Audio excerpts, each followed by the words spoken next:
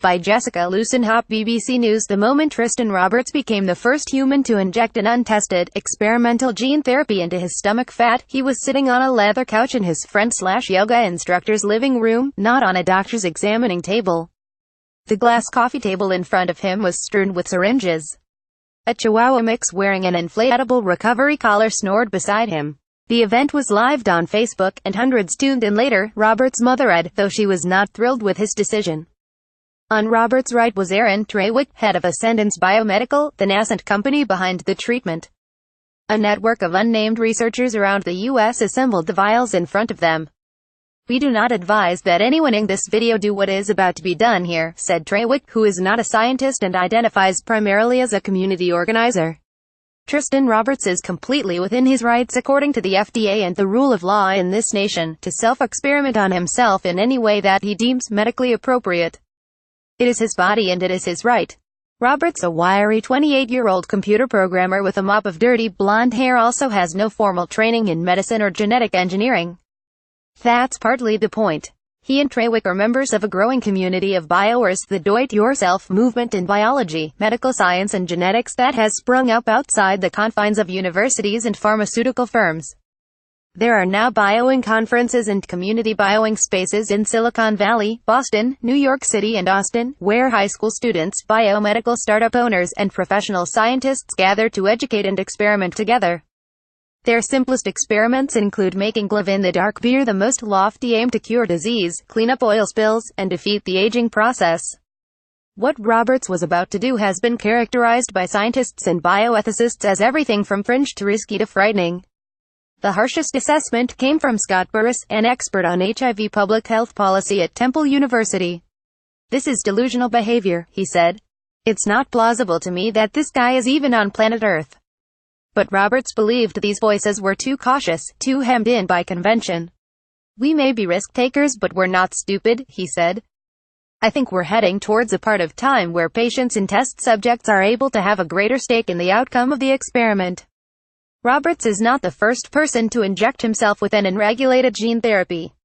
At least 3 individuals have publicly attempted to augment themselves with genes that will inhibit cell death or boost muscle growth, and self-experimentation is also happening in private. But Roberts is the first person to do so publicly in search of a cure. Image copyright courtesy Ford Fisher News. To share image caption. Roberts prepares for the injection. 6 years ago he was diagnosed as HIV positive.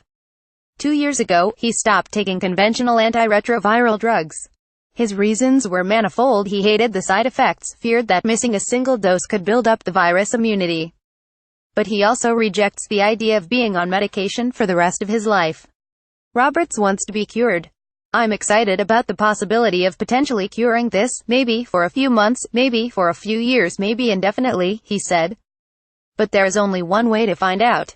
Roberts filled one of the syringes from the vial, lifted his t-shirt, and expelled a breath sharply.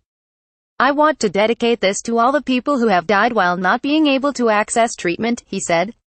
Then he pinched a thin fold of skin on the right side of his belly button and inserted the needle. The tiny amount of liquid Roberts injected into the fat cells under his skin contained trillions of plasmids, hoop-shaped pieces of DNA containing a section that should trigger production of the antibody N6. A U.S. National Institutes of Health (NIH) study showed N6 neutralized 98% of the HIV virus in lab conditions. The antibody came from a single person, one of the tiny number of HIV patients known to scientists whose bodies somehow manage the virus on their own. Roberts' hope, and the hope of the treatment's creators at Ascendance, was that the plasmids would successfully cross into the nuclei of Roberts' cells and coax them into producing N6 antibodies. The goal is a moonshot cure for HIV, and one the bioers believe they can bring to market faster and more cheaply than institutions hampered by regulations and corporate concerns over profitability. Image copyright courtesy Mark Connors. Image caption. This illustration depicts N6 antibodies in blue and green binding to HIV envelope spikes on the surface of the virus. DNA is a language, and I believe people that already live in this generation will learn to be poets of that language. Machiavelli Davis, a friend of Roberts who helped develop the treatment, said on the Facebook Live. Many scientists and bioethicists argue that experiments like this one are too amateur to produce any meaningful results, that the dangers of self-experimentation outweigh the speculative benefits, or that patients who try self-experimentation may have no idea what they're signing up for. I strongly fear that, without a robust structure for conducting risk assessment and handling risk and liability issues, the Ascendant's biomedical model will only transfer all these heavy, complex responsibilities to individuals at their own cost and peril, wrote Eleanor Powells, a science policy expert at the Woodrow Wilson International Center and an expert in genomics. But now that anyone can obtain a custom gene sequence with the ease and convenience of shopping, people like Roberts can play in a genetic arena that was once walled off. The U.S. Food and Drug Administration (FDA) can crack down on unlicensed human testing, and the sale of gene editing products or kits intended for self-experimentation is against the law. But whether or not the act of self-administering an untested drug is illegal is a gray area amateur scientists and bioers are eagerly taking advantage of. We've been living in a medical system that is very paternalistic, where you don't learn what happens in your body. What you see happening now, it's the rise of the new bio-citizen, said Powells. How do you democratize medicine without taking an enormous amount of risk? It's a big question. 3 weeks later, Roberts walked into the chilly offices of a blood testing facility in downtown Washington, D.C. for his second blood test since self-administering the treatment. In a few days, he'd be able to see if the treatment was having any effect on the virus. A tall lab technician in a papery smock sat Roberts in a padded chair and deftly collected 3 vials of Roberts' blood in under a minute. I'm excited to see the results, but at the same time it's tempered by a bit of non-attachment. It's rare that you get things right on the first shot, said Roberts. I'm in this for the long haul. Roberts' friends and family were nervous about his desire to become patient zero, but knew better than to try to talk him out of it. A few years ago, he left a $75,000 a year computer programming job after he said the money and the comfortable apartment weren't making him happy. He has no permanent address, floating between his boyfriend, his family and friends' homes. For his freelance programming work, he insists on being paid only in cryptocurrency, though that presents its own logistical challenges. He nearly couldn't pay for the blood work because he was having problems quickly converting his bitcoins into dollars. Last year, during a protest through downtown D.C., police officers arrested Roberts after they said he spray-painted the word corrupt on FBI headquarters. Occupy the city, he yelled just before the officers pushed his head into the car. He did community service in exchange for a clean record. Image caption: Roberts left just after getting his blood drawn with Aaron Trawick. Despite his appetite for risk, Roberts was feeling uneasy in the 3 weeks since injecting the plasmid treatment. First, the skin on his back broke out in large red bumps. He figured he was bitten by mosquitoes, but couldn't be sure. Then he was felled for 4 days by a strange, feverish feeling, a loss of appetite, and gastrointestinal issues. I'm freaking terrified it might be the plasmid, he said. I'm 98% certain this is fine. But there's still this 2% that's like this could be something terrible. The nightmare scenario would be that the plasmid was replicating out of control. If he went to the emergency room, could the doctors there be expected to help when they had no understanding of the substance had injected? Then again, he thought, was this a sign that the treatment was actually working? After a few days, the symptoms subsided, leaving Roberts to wonder what was happening inside him. By the time he took the blood test, the Facebook Live video of the injection had been viewed more than 20,000 times. Mark Connors, the lead NIH scientist who discovered the N6 antibody, was among the viewers. Connors was unimpressed with the scientific reasoning behind the treatment. These seem like very smart young men and they have command of some of the facts, but not all the facts, he said. Media playback is unsupported on your device. Media caption: CRISPR system co-discoverer. Once one understands the sequence of DNA in a cell, it's possible to rewrite it. While N6 is more versatile than any other HIV antibody previously discovered, Connors said it can't wipe out the virus all on its own, and there is a debate raging in the field about whether or not antibodies alone will ever be able to cure the virus. HIV's protein envelope continuously mutates, shifting into forms that prevent our antibodies from binding to and neutralizing it.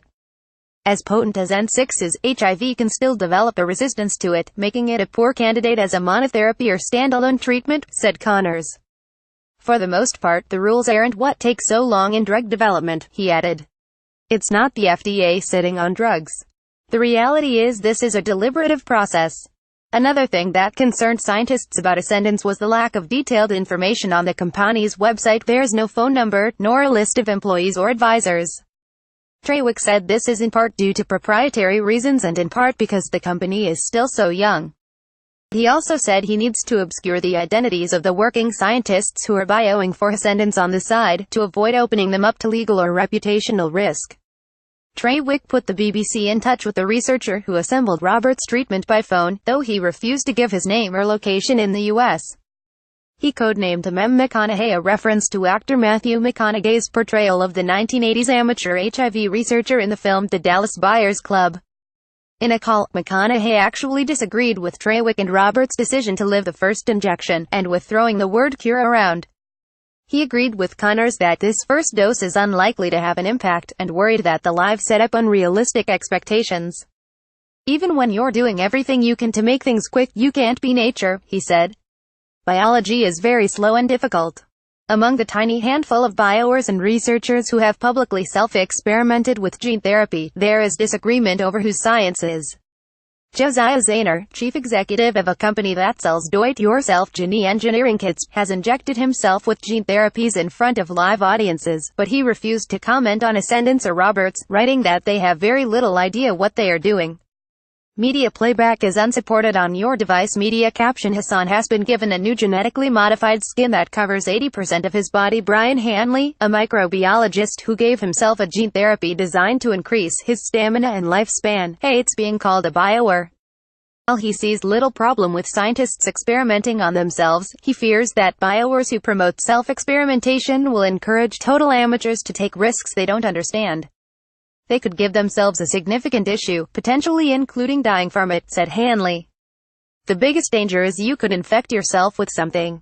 George Church, a pioneer in genome sequencing who has become a de facto board for people interested in self-experimentation, said that while he always recommends caution, clinical trials and the involvement of physicians, sometimes startling results can come from a single patient. He pointed to the example of Barry Marshall, a physician who in the mid-1980s proved that ulcers are caused by bacteria by drinking an infectious broth. It was dramatic enough that it led to his Nobel Prize, said Church. Anything is possible. On yet another friend's couch in a tidy townhouse in Arlington, Virginia, Roberts prepared to go on Facebook Live again to share the results of his blood tests. He had purposely not looked at the data yet. The room was of people.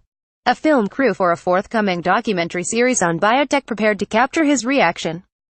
Aaron Trawick hid from the kitchen, and three of Roberts' friends whispered in the background. My greatest fear of turning out to be Geraldo Rivera is popping up, Roberts said. He goes to reveal what's inside Al Capone's vault and it's just some trash, some empty beer bottles. Without the means to test for the presence of N6 in Roberts' blood, they were relying on his viral load count. The day before injecting the treatment, his blood contained 11,912 copies of the virus per milliliter. He hoped to see that the viral load dropped to 2,000 copies or less. If it was in the 2,000 to 8,000 range, conclusions would be hard to draw. A flat or increased viral load could indicate the treatment had failed. Image caption: Roberts and his friends share a drink after learning his test results. Although Roberts enthused about a patient-controlled future when the democratization of medicine has toppled Big Pharma, this was obviously also personal. He admitted to fantasizing about telling his parents over Thanksgiving dinner that the treatment had worked. He also recalled getting a paper cut soon after he first found out he was HIV positive. Looking down at his hand, he saw his own blood as a poison. That's what I'm looking forward most to helping heal, he said. It's not necessarily the infection itself, but the possibility of harming others. After greeting the audience on Facebook Live, which again included his mother, Roberts told them, I think it's time. He opened the documents sent from the lab and frowned slightly as he read. Then he laughed. All right, so yeah, this was not what we were hoping for. According to the test results, Roberts' viral load rose from 28,800 on week 2 to 36,401 on week 3, still low levels, but not the desired results. His count of CD4 helper T cells, the immune system cell that HIV attacks, was higher than had ever seen it, but there was no way to know what that meant. More data is necessary, Trawick chimed in from off-camera. Then he sat down next to Roberts, joking, we didn't kill you. After they switched off the broadcast, Trawick slumped backwards in his seat. One of Roberts' friends quietly slipped the magnum of sparkling wine that had been sitting on the kitchen counter into the refrigerator. They opened a bottle of red instead. Trawick said that this is part of his vision for the company, one that shares its failures publicly just as readily as its successes. I am a little bit let down, said Roberts, sipping from his glass. It's hard. Despite the initial failure, Roberts said he believes that the gene therapies that he and others are testing will hold the key to obliterating HIV, as well as other diseases that have stumped the medical field. It's opened up so many possibilities, it's redefining what it means to be human. In December, Ascendance's researchers will release a second version that contains 10 to 100 times the number of plasmids. Roberts plans to inject that as well. He has no plans to return to medication and said he expects to be cured someday. Connors, the NIH researcher, tuned into Facebook to Roberts get his results. He disagreed with the viewer's belief that traditional research methods move too slowly. Human trials of N6 injections are set to begin in early 2018, and he said that he wished Roberts would go back on antivirals. "It kind of breaks my heart," he said. He added, Roberts actually has something in common with the patients whose bodies naturally create antibodies like N6 and others currently being studied as a means to combat the virus. "The people who make up the cohort are people who refuse treatment," he said. "They have a similar independent streak.